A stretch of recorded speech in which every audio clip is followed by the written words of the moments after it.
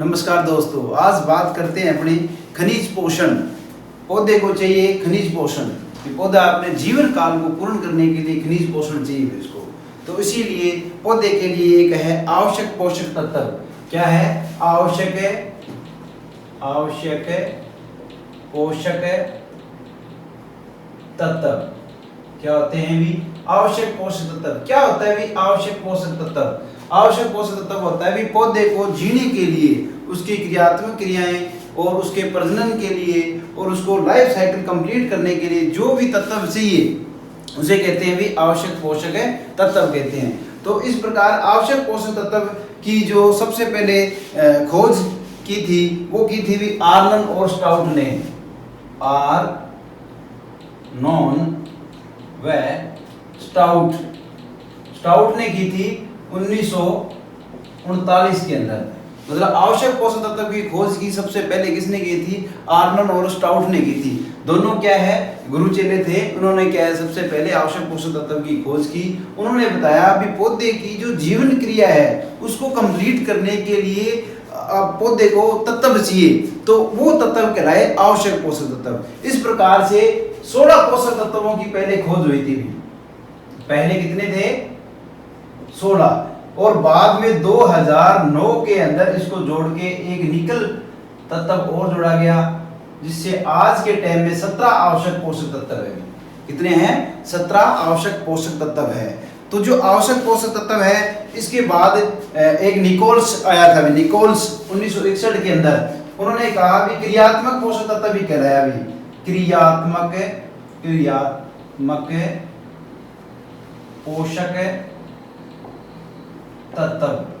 तो ये जो क्रियात्मक पोषक तत्व थे ये अलग थे और आवश्यक पोषक तत्व थे वो अलग थे।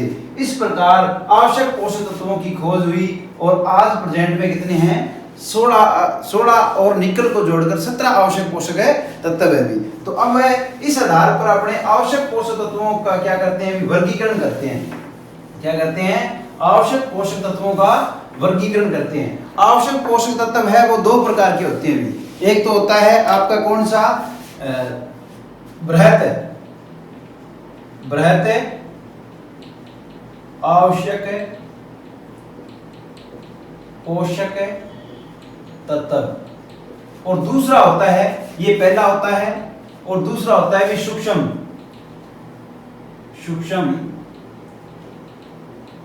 आवश्यक पोषक तत्व। ठीक है। जो बृहत होता है उसको कहते हैं भी क्या कहते हैं? उसको कहते हैं मेजर, माइक्रो, उसको क्या कहते हैं? मेजर कहते हैं। इसको दूसरा नाम इसको क्या कहते हैं भी? मेजर ओब्लिक मैक्रो आवश्यक एलिमेंट्स के नाम से भी जाना जाता है। जबकि सूक्ष्म आवश्यक पोषक तत्व है, इसे क्या कहते हैं? इसे कहते हैं भी माइक्रो ओलिगो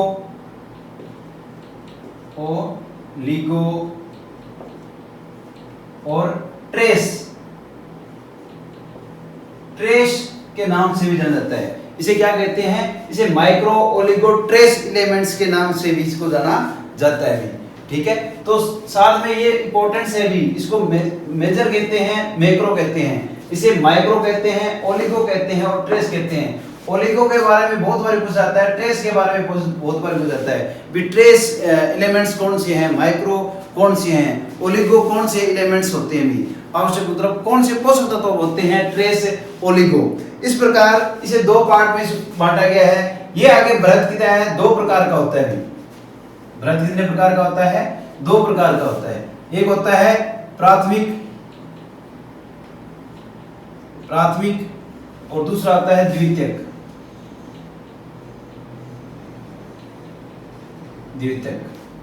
प्राथमिक के अंदर आता है भी आपके ये 17 हैं टोटल। तो 17 में से देखो प्राथमिक में कौन से आते हैं? NPK नाइट्रोजन, फास्फोरस, पोटेशियम,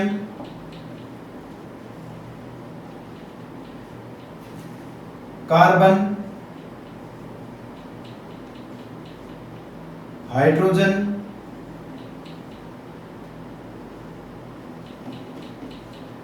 और आपका ऑक्सीजन।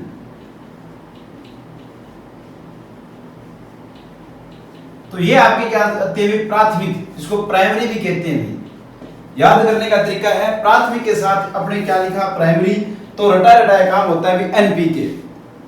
क्या होता है? रटा रटाया काम होता है एनपीके। तो एनपीके देखो, पी यहां दिया है प्राइमरी में, तो पी ये रहा एनपीके। तो 3 ये हो गए और 3 कार्बन, हाइड्रोजन और ऑक्सीजन हो गए।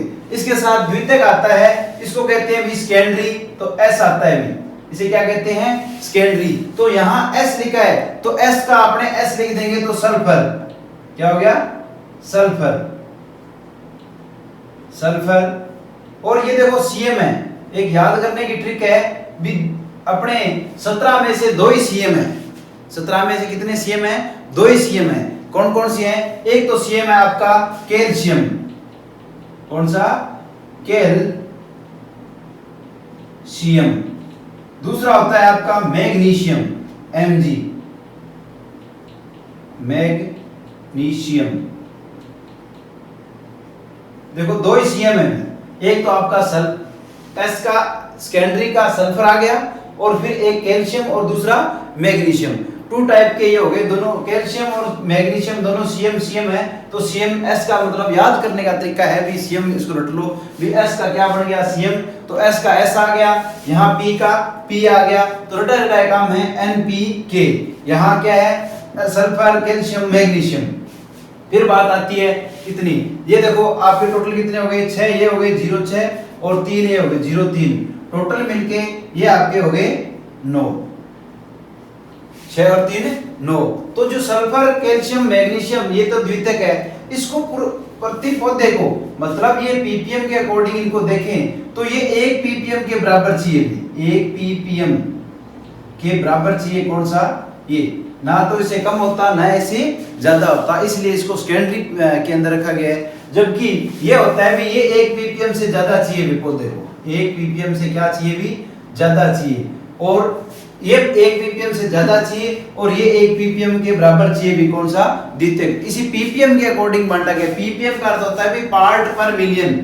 पार्ट पीपीएम, पार्ट पर मिलियन, मतलब 10 लाख का एक हिस्सा कहलाता है भी आपका पीपीएम।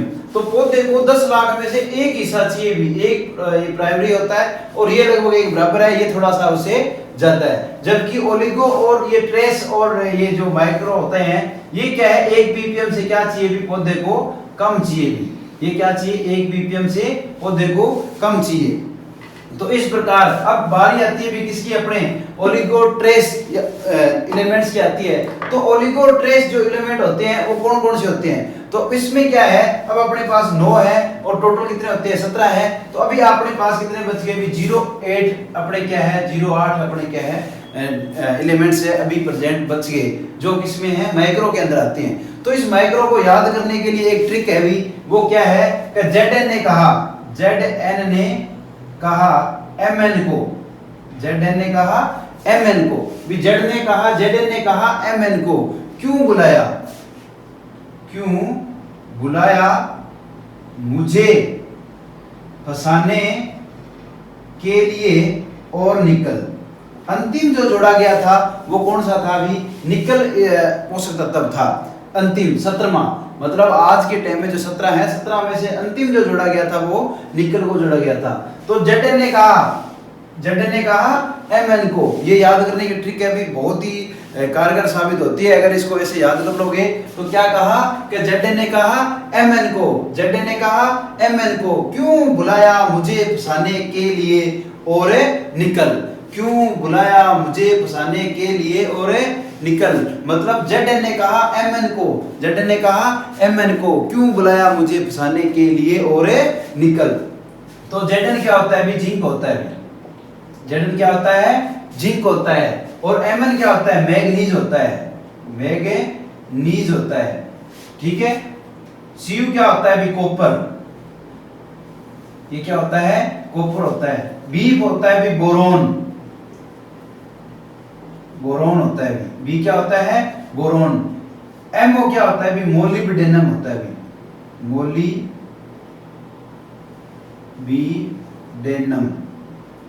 मोलिब्डेनम होता है भी। NM क्या होता है? MO क्या होता है भी? मोलिब्डेनम होता है। Fe क्या होता है भी? फेरस, Fe क्या होता है? फेरस होता है भी। Fe क्या होता है? फेरस होता है। क्लोरीन Cl क्या होता है भी? क्लोरीन होता है भी। ये क्या होता है? क्लोरीन। Cl क्या होता है भी? क्लोरीन होता है। जबकि Ni क्या होता है भी? निकल होता है भी। Ni क्या है? निकल होता है। इसका द्वारा एक बार और ट्रिक सुन लो। Zn ने कहा Mn को, मतलब जिंक ने कहा किसको? मैग्नीज को। जिंक ने कहा मैग्नीज को भी क्यों बुलाया मुझे फंसाने के लिए, और निकल भी किसने कहा? जिंक ने कहा मैग्नीज को भी। जिंक ने किसको कहा? मैग्नीज को कहा भी तू क्यों बुलाया मुझे फंसाने के लिए, फिर क्यों बुलाया मुझे फंसाने के लिए, और निकल। तो ये इस प्रकार से अपने क्या है 17 एलिमेंट्स जो होते हैं ये कंप्लीट होती है अभी यहाँ। ठीक है, तो 17 एलिमेंट्स हो गए। आप इसका शॉर्ट से भी ले लो, जिससे क्या है मैं आगे आगे नेक्स्ट आपको और पढ़ाऊंगी।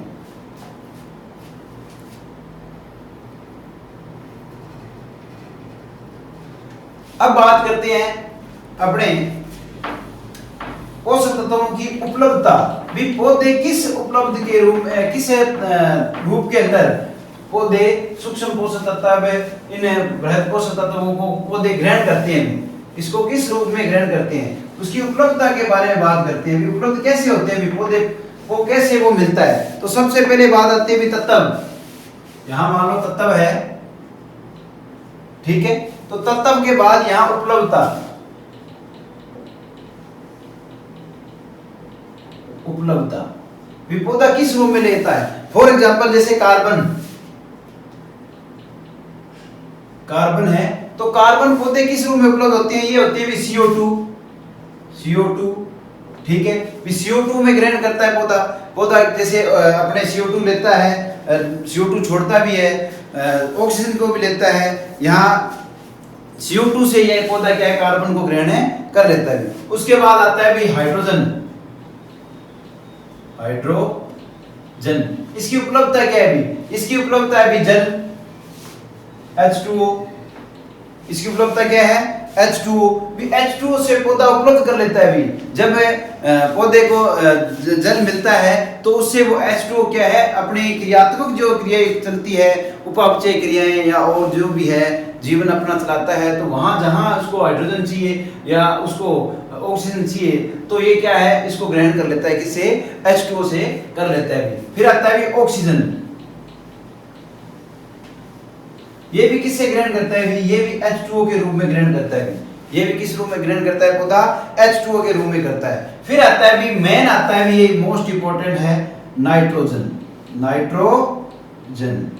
तो नाइट्रोजन है पौधा किस रूप में ग्रहण करता है भी? ये बहुत बारी क्वेश्चन आज तक बहुत बारी पूछा गया है, कंपटीशन का एग्जाम के अंदर पूछा जाता है भी नाइट्रोजन पौधा किस रूप में ग्रहण करता है। जेट के अंदर तो बहुत बारी है ये। तो नाइट्रोजन किस रूप में करता है? NO3 के रूप में करता है, NO3, ठीक है, तो NO3 में करता है मोस्टली, तो इसमें करता है। फिर एक आता है NH4, ठीक है, तो देखो ये NH4 है, ये तो अमोनिया है, और ये कौन सा है आपका? नाइट्रेट, ठीक है। तो नाइट्रेट और अमोनिया के रूप में क्या है पौधे ग्रहण करते हैं भी।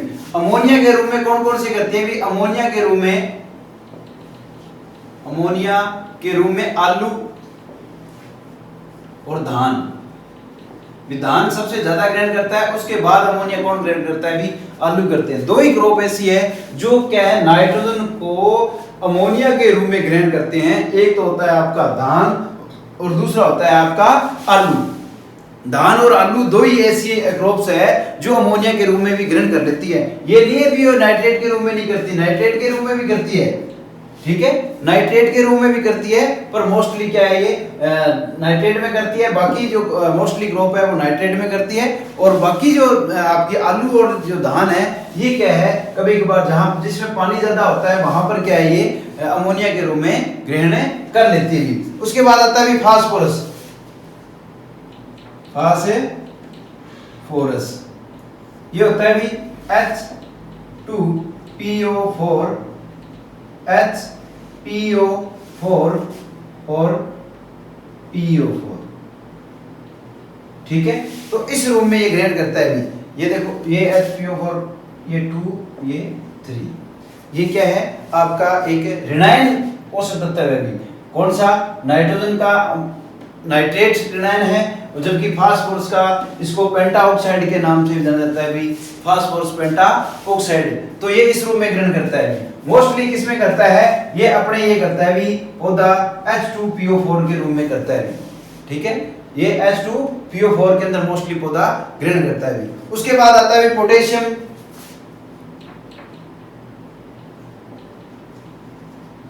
पोटेशियम, जो पोटेशियम होता है वो पोटेशियम के रूम में करता है। ठीक है, फिर आता है कैल्शियम। कैल्शियम ये Ca के रूम में ग्रहण करता है। उसके बाद आता है आपका मैग्नीशियम।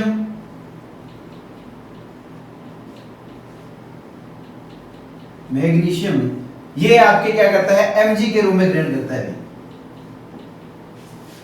Mg के रूम में ग्रहण करता है। फिर उसके बाद आता है आपका सल्फर। सल्फर किस रूम में ग्रहण करता है भी? ये SO4 के रूम में करता है। SO4 के रूम में क्या है? ग्रहण करता है। उसके बाद क्या आता है आपके? आता है फेरस। ये Fe के रूम में ग्रहण करता है पौधा। किस रूम में करता है? Fe के, जिसको फेरस के नाम से भी जाना जाता है।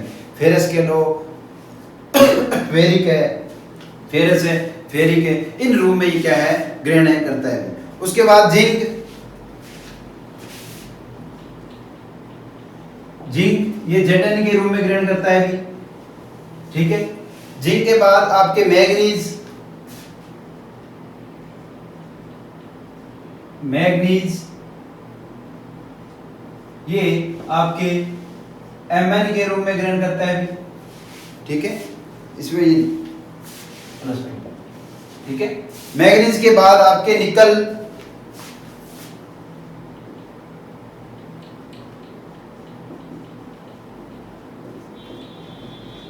Ni+1 के रूम में ये ग्रहण करता है। क्लोरीन ये आपके किस रूम में करता है भी? ये ऋणायन के रूम में करता है। इस प्रकार से ये क्या है भी? पौधे अपने क्या है ग्रहण करते हैं। किस फॉर्म के अंदर उपलब्धता भी? पौधे किस रूप में फास्फोरस जिंक इनको उपलब्ध कराता है? ये सारे इस रूप में उपलब्ध कराते हैं। इसकी अब आप शॉर्ट स्क्रीन ले सकते हो।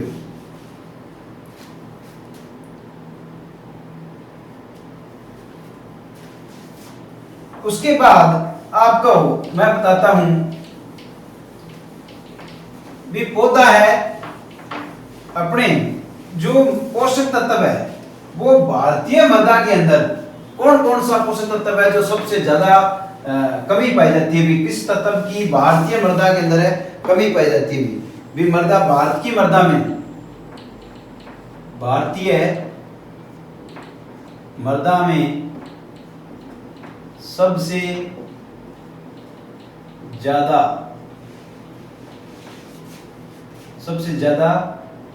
मात्रा में कमी।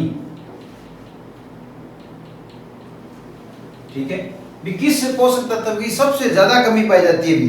सबसे ज्यादा अपने पाई जाती है भी जस्ता की। जस्ता या जिसको जिंक बोलते हैं, इसे क्या बोलते हैं? जिंक। ये 47% के आसपास क्या है? ये है इसकी कमी पाई जाती है। उसके बाद लोहा।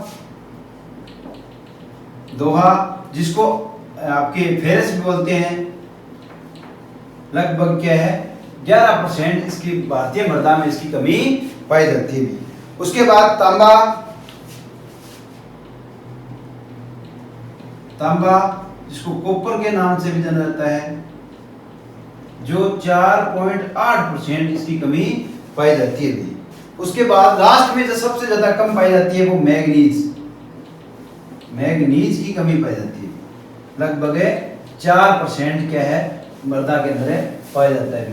जिंक की सबसे ज्यादा भारत में कमी पाई जाती है। ये बहुत बारी क्वेश्चन इसको रिपीट हुआ है भी, हर बार ये लगभग जब बड़े कंपटीशन का एग्जाम होता है उसके अंदर पूछ जाता है भी भारतीय मृदा के अंदर, जो भारतीय मृदाएं हैं उस मृदा के अंदर किस तत्व की सबसे ज्यादा कमी पाई जाती है। तो भारतीय मृदा के अंदर सबसे ज्यादा कमी पाई जाती है वो क्या है भी, जिंक की पाई जाती है। जिंक या जस्ता के नाम से वो जाना जाता है।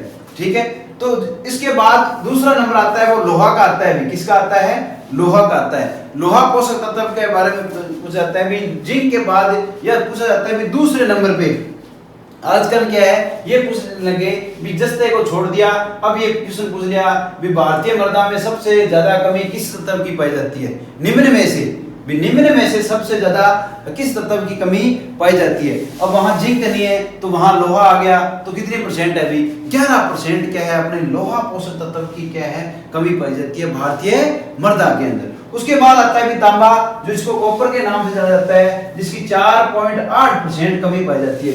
कितनी पाई जाती है? 4.8% भारतीय मृदा के अंदर इसकी कमी पाई जाती है। इसके बाद लास्ट में जो मैग्नीज है, बाकी सभी मृदा के अंदर कमी तो सभी के तत्व की होती है, पर ये क्या है मोस्टली ज्यादा है, इसलिए इसको अपने कंपटीशन में पूछा जाता है। मैग्नीज की 4% के आसपास है कमी पाई जाती है।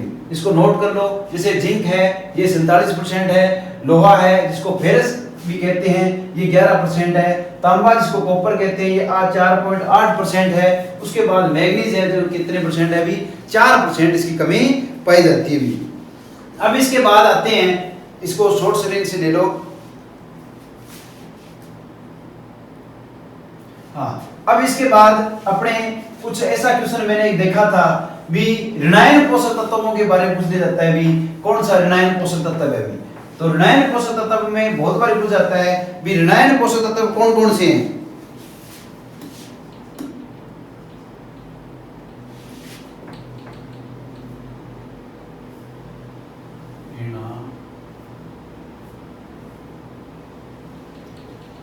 पोषक तत्व, ऋणायन, ऋणायन के लो, ऋणात्मक करो इसको, ऋणायन नहीं ऋणात्मक पोषक तत्व, ऋणात्मक पोषक तत्व। जो एक धनायन होता है एक ऋणायन होता है। तो ऋणायन कौन कौन से? ये क्वेश्चन पीछे मैंने देखा था एक कंपटीशन एग्जाम के अंदर पूछा गया था भी ऋणायन पोषक तत्व कौन कौन से हैं जो पौधे के अंदर पाए जाते हैं। एक होता है भी कार्बन,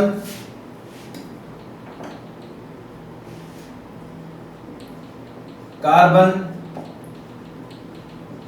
नाइट्रोजन, नाइट्रोजन कौन सी फॉर्म होती है भी? नाइट्रेट के रूप में, नाइट्रेट, जो नाइट्रेट होता है कार्बन नाइट्रोजन का वो ऋणायन होता है भी। उसके बाद फास्फोरस, फास्फोरस ये भी क्या होता है भी? ऋणायन होता है। उसके बाद सल्फर, सल्फर भी क्या होता है भी? ऋणायन होता है। सल्फर के बाद आपके मोलिब्डेनम, मोलिब्डेनम, तो मोलिब्डेनम भी क्या होता है भी? आपका ऋणायन होता है भी। उसके बाद क्लोरीन, क्लोरीन, क्लोरीन के बाद बोरोन, बोरोन, बोरोन भी क्या है? आपके ऋणात्मक पोषक तत्व है। ये देखो कार्बन है, carbon, nitrogen, phosphorus, sulphur, molybdenum, chlorine और बोरोन, ये सारे क्या है भी? आपके ऋणात्मक पोषक तत्व है भी। ऋणात्मक पोषक तत्व में आपके आ गया कार्बन, नाइट्रोजन, नाइट्रोजन का कौन सा फॉर्म? नाइट्रेट फॉर्म भी। नाइट्रेट फॉर्म है वो क्या है भी? आपका ऋणात्मक पोषक तत्व है। फास्फोरस है ये भी पेंटाऑक्साइड के रूप में आता है, तो ये भी ऋणात्मक पोषक तत्व है। सल्फर, सल्फर भी क्या है कि ऋणात्मक पोषक तत्व है। मोलिब्डेनम भी क्या है कि ऋणात्मक पोषक तत्व है। क्लोरीन भी क्या है आपका? एक ऋणात्मक पोषक तत्व है। बोरोन भी क्या है आपका? एक ऋणात्मक पोषक तत्व है। तो ये सारे क्या है आपके? ऋणात्मक पोषक तत्व है। शॉर्ट स्क्रीन ले लो। उसके बाद आता है भी आपके गतिशीलता के आधार पर पोषक तत्वों का वर्गीकरण भी। पौधे गतिशील कहाँ होते हैं? मृदा के अंदर गतिशील, ठीक है। मृदा के अंदर गतिशीलता और पौधे के अंदर गतिशीलता, ये गतिशीलता दो प्रकार की होती है भी। एक तो मृदा के अंदर गतिशीलता पाई जाती है, एक क्या है आपके पौधे के अंदर गतिशीलता पाई जाती है। तो ये भी बहुत बार पूछा जाता है गतिशीलता के आधार पर वर्गीकरण, गतिशीलता के आधार पर तत्वों का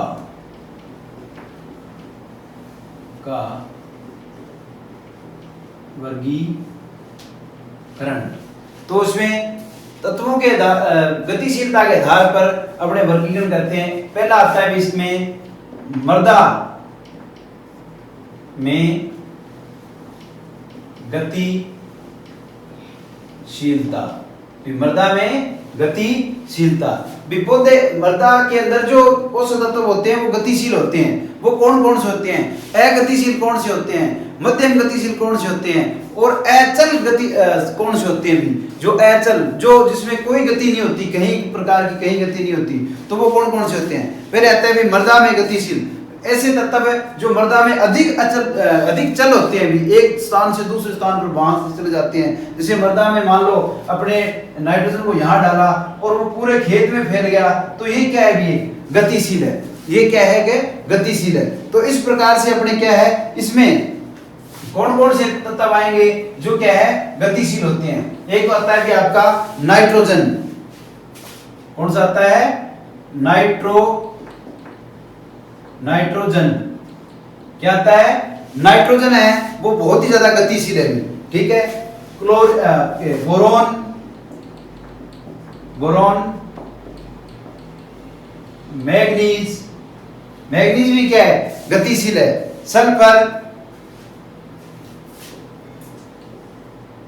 सल्फर और क्लोरीन, ये तत्व क्या है भी मृदा के अंदर बहुत ही ज्यादा गतिशील होते हैं। वे मतलब इसको अपने क्या है एक स्थान से दूसरे स्थान पर आसानी से चले जाते हैं भी। मान लो अपने क्या सोइल के अंदर इसको क्या कहाँ डाला, अपने खेत में इस साइड में डाला और पूरे खेत के अंदर वो क्या है फैल जाए, उसे कहते हैं भी गतिशील। तो ये मृदा के अंदर गतिशील है, ठीक है। मृदा के अंदर क्या है ये गतिशील है। उसके बाद आता है भी मृदा के अंदर कम गतिशील, भी थोड़े से क्या है इससे कम होते हैं, ये अधिक गतिशील होते हैं भी। ये क्या है ज्यादा गतिशील होते हैं। मृदा में गतिशीलता है ये ज्यादा होती है भी, ठीक है। अब थोड़े से कम आएंगे। दूसरा क्या है कम गतिशील तत्व, ठीक है। कम है गतिशील तत्व ऐसे तत्व है जो क्या है थोड़े से चलते हैं भी, इधर उधर हिल के क्या है पौधे को मिल जाते हैं। ये जब तक है जड़ के पास में एक स्थान से दूसरे स्थान पर हल्के थोड़ी सी इसमें रनिंग होती है, उसी कारण इसको क्या कहते हैं भी कम गतिशील तत्व कहते हैं। इसमें कम गतिशील के अंदर आपके पोटेशियम,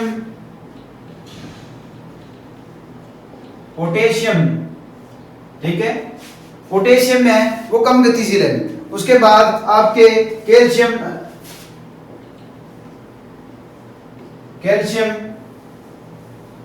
भी क्या है भी कम गतिशील है, ये ज्यादा गतिशील है नहीं है भी। उसके बाद आपके मैग्नीशियम, देखो सीएम दोनों सभी एक साथ है आगे।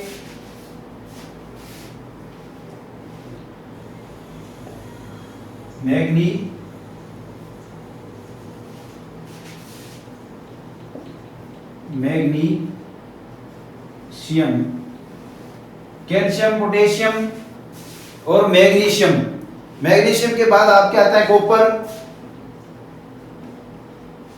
ये पोषक तत्व है, ये क्या है मृदा के अंदर बहुत ही कम गतिशील है, इनकी गतिशीलता क्या होती है भी कम होती है। उसके बाद आता है भी मृदा के अंदर स्थिर या अचल गति।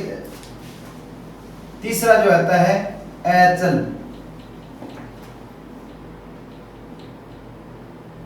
पोषक है तत्व भी। मृदा के अंदर इसका कोई भी क्या है कहीं भी ये चल नहीं पाता भी, एक स्थान पे अपने डाल दिया तो ये मृदा के अंदर वहीं का वहीं पड़ा रहता है। इसके अंदर आता है भी फास्फोरस और जिंक। इसके अंदर क्या आता है फास्फोरस और दूसरा क्या है भी जिंक है। दूसरा क्या है जिंक है। भी फास्फोरस और जिंक दोनों क्या है भी अगतिशील है मृदा के अंदर, दोनों क्या है अगतिशील है मृदा के अंदर। अब आप इसका शॉर्ट स्क्रीन ले लोगे।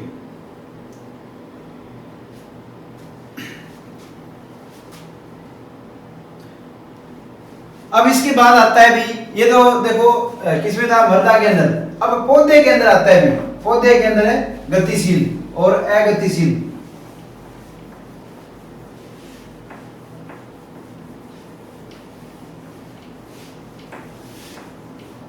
अब यहां आता है भी पौधे के अंदर गतिशीलता, पौधे में गतिशील तत्व, पौधे में गतिशील तत्व भी ये क्या होते हैं भी पौधे के अंदर बहुत ही ज्यादा होते हैं भी, तो ये एनपीके नाइट्रोजन फास्फोरस और पोटेशियम पौधे के अंदर बहुत ही ज्यादा गतिशील होते हैं भी। उसके बाद आते हैं भी मध्यम मतलब कम गतिशील तत्व, Zn, ठीक है, Zn सल्फर, फेरस, मोलिब्डेनम, आपके निकल,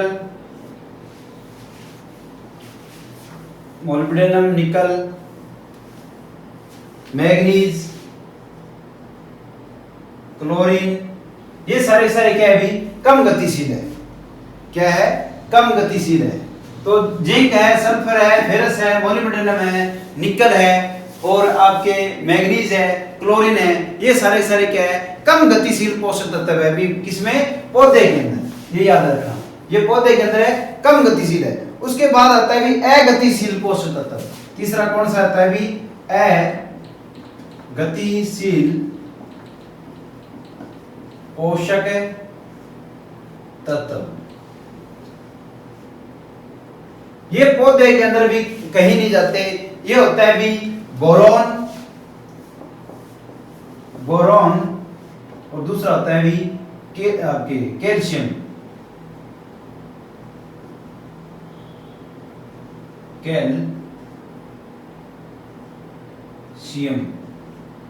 बोरॉन और क्या है कैल्शियम, दोनों क्या है भी अगतिशील है, ये दोनों क्या है भी अगतिशील पोषक तत्व है भी।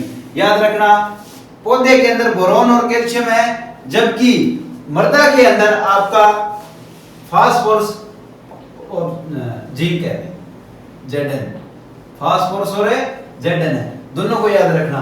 ये किसमें है भी मृदा के अंदर है और ये किसमें है भी पौधे के अंदर है, ये किसमें है पौधे के अंदर। तो ये बार बार क्वेश्चन पूछा जाता है, यहीं से आता है भी कम ये अगतिशील कौन से होते हैं भी, ये अगर पौधा आ जाए पौधे के अंदर आपका कौन सा होता है बोरॉन और कैल्शियम होता है भी। याद रखना पौधे के अंदर सबसे ऊपर पौधे का जो टॉप पार्ट होता है जहां न्यू बड कहते हैं जिसको, या बड कहते हैं, बड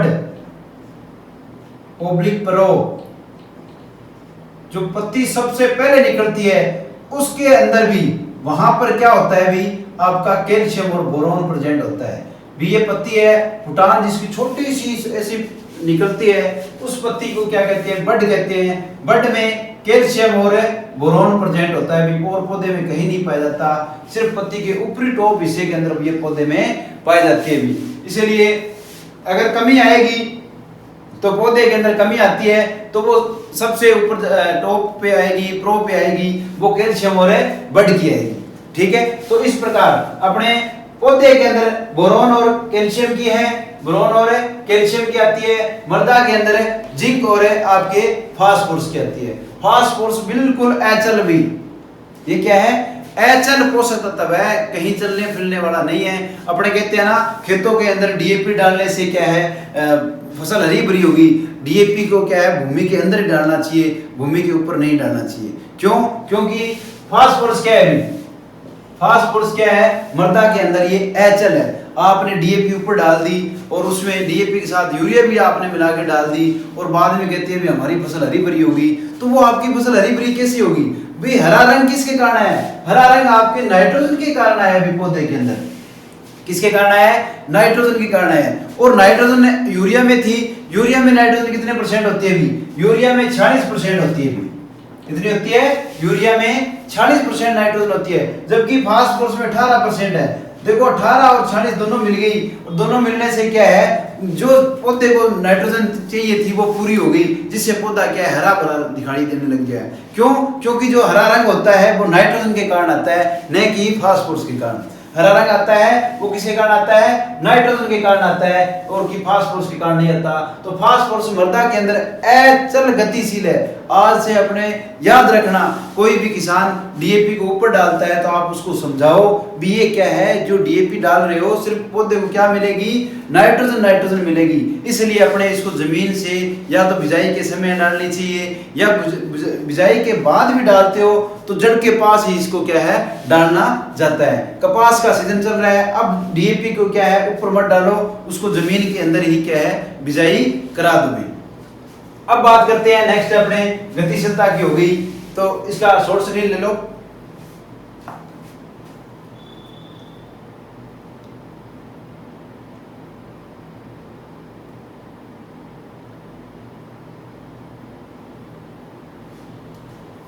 हाँ, अब बात करते हैं भी पोषक तत्वों की पीएच पर उपलब्धता। पोषक तत्वों की पीएच पर है उपलब्धता। भी पोषक तत्व है, जो तो पोषक तत्व होते हैं, पोषक तत्वों की पीएच पर उपलब्धता। भी पीएच पर क्या उपलब्धता होती है भी पोषक तत्व की? सबसे पहले मान लो भी आपका लो पीएच है, पीएच भी आपको याद रखना चाहिए। मान लो 0 से 7 के बीच है और 7 से 14 के बीच है, तो जो 0 है ये तो अम्लीय है, अम्लीय पीएच है। ये कौन सा होता है? अम्लीय पीएच। जो 7 होता है ये होता है भी उदासीन पीएच। यहां एक आएगा 8.5। इससे पहले जो होता है 8.5 से पहले होता है वो कौन सा होता है भी? आपका लवणीय है, ठीक है। और 8.5 से 14 तक के बीच का होता है वो होता है भी क्षारीय पीएच, लवणीय पीएच। तो ये पीएच होता है। अब इस पीएच के आधार पर आपने इसको क्या है, वर्गीकरण करते हैं। इसके पीएच के आधार पर भी, पीएच के अकॉर्डिंग अपने क्या है, पोषक तत्वों की उपलब्धता करते हैं भी किस पीएच पे कौन सा पोषक तत्व है उपलब्ध होगा भी। पहले बात करते हैं लो पीएच। कौन सा? लो पीएच, कम पीएच, कम है पीएच। तो जो कितना? 7 से कम, किसे? 7 से कम जो पीएच वाली आएगी वो इस पे कौन कौन सी आती है भी? देखो इसमें एक ट्रिक है भी, ये उपलब्धता मैं लिख देता हूं यहां, उपलब्धता, और यहां ट्रिक लिखता हूं, ट्रिक, ठीक है। एक टेबल बना देता हूं यहां, जल्दी याद हो जाएगा। ये जो उपलब्धता की ट्रिक है इसको आप याद रखना भी, आपके सुपरवाइजर में जेट के अंदर ये पूछा गया है। देखो सभी सूक्ष्म पोषक तत्व लो पीएच में क्या आएंगे भी? सभी सूक्ष्म पोषक तत्व जिसमें बोरॉन को छोड़ देना और मोलिब्डेनम को छोड़ देना, बोरॉन और मोलिब्डेनम को छोड़ देना। जितने भी अपने क्या है सूक्ष्म पोषक तत्व है उसमें से बोरोन को छोड़ना है और मोलिब्डेनम को छोड़ना है। अब यहाँ एक ट्रिक लिखता हूं, मैं दोबारा फिर को लिखता हूं। भी किसने कहा था? Zn ने कहा था किसको? Mn को। Zn ने कहा था Mn को। ये ट्रिक आपको बार बार याद हो जाएगी। Zn ने कहा Mn को, क्यों बुलाया मुझे फंसाने के लिए और निकल। भी क्यों बुलाया मुझे फंसाने के लिए और निकल। तो ये Zn ने कहा Mn को, क्यों बुलाया मुझे फंसाने के लिए और निकल। अब देखो ये मैंने कहा कम पीएच पे, किसको कहा? सूक्ष्म पोषक तत्व, सभी सूक्ष्म पोषक तत्व जिसमें से बोरॉन और मोलिब्डेनम को छोड़कर। अब इसमें लिख दो भी, Zn लिख दिया, Mn लिख दिया, ठीक है। इसमें Zn लिख दिया, Mn लिख दिया, कॉपर लिख दिया, बोरॉन को छोड़ना है, मोलिब्डेनम को छोड़ना है, फेरस लिख दिया, क्लोरीन लिख दिया और निकल लिख दिया। ये देखो ट्रिक याद आ गई ना? भी सभी सूक्ष्म पोषक तत्व किस पे आएंगे? लो पीएच पे आएंगे।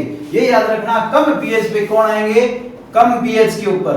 भी कम पीएच पे सभी सूक्ष्म पोषक तत्व आते हैं। कम पीएच पे क्या आते हैं? सभी सूक्ष्म पोषक तत्व आते हैं। इन सभी सूक्ष्म पोषक तत्वों में सिर्फ आपको सिर्फ 2 पोषक तत्व ऐसे हैं जिनको छोड़ना है, बाकी सभी आप इसके अंदर है फिट कर देना है। और ऐसे ही फिट करना है दिमाग के अंदर। जो सुपरवाइजर जेट डब्ल्यू आर ओ किसी भर्ती की कंपटीशन की तैयारी कर रहा है, तो अगर ये क्वेश्चन आता है तो आप सीधे से इस ट्रिक को याद करके और फटाफट उसको के आंसर को सही कर सकते हो। तो इसके अंदर क्या लिखा? सभी सूक्ष्म पोषक तत्व जिसमें से बोरॉन और मोलिब्डेनम को छोड़कर आप क्या लिख दोगे? इसके अंदर फिट कर दोगे। और याद करने का मैंने फिर ट्रिक बता दूं। Zn ने कहा Mn को, Zn ने कहा Mn को, क्यों बुलाया मुझे फंसाने के लिए और निकल। Zn ने कहा Mn को, क्यों बुलाया मुझे फंसाने के लिए और निकल। तो ये आपने क्या है इसके अंदर फिट कर दिया भाई, ठीक है। आपने इसमें क्या कर दिया? फिट कर दिया। अब यहां बात आती है भी अधिक पीएच, अधिक पीएच के ऊपर। अधिक पीएच कितने से होता है? 7 से ज्यादा। ये 7 से कम था, मैंने ये सबसे पहले यही बताया भी। ये 7 से क्या है भी? कम पीएच का है। ये क्या है? 7 से कम का है। अब ये क्या है? 7 से अधिक का है भी, ठीक है। 7 से अधिक का है। तो इसके अंदर क्या ट्रिक? पहले ट्रिक लिख लो। ट्रिक लिखते ही आपकी क्या है? बड़े आसानी से याद हो जाता है। ट्रिक में आता है सभी बृहत पोषक तत्व, सभी बृहत पोषक तत्व, जितने भी सारे अपने बृहत पोषक तत्व है वो सभी आएंगे। पर उसमें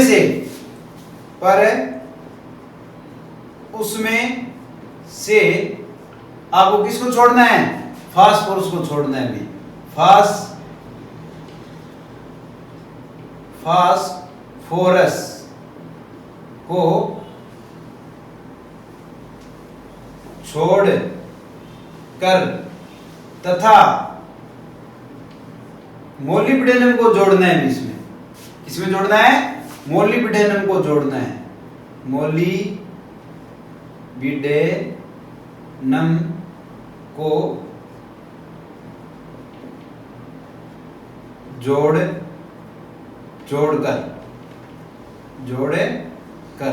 अब इसमें देखो फास्फोरस छोड़ना है।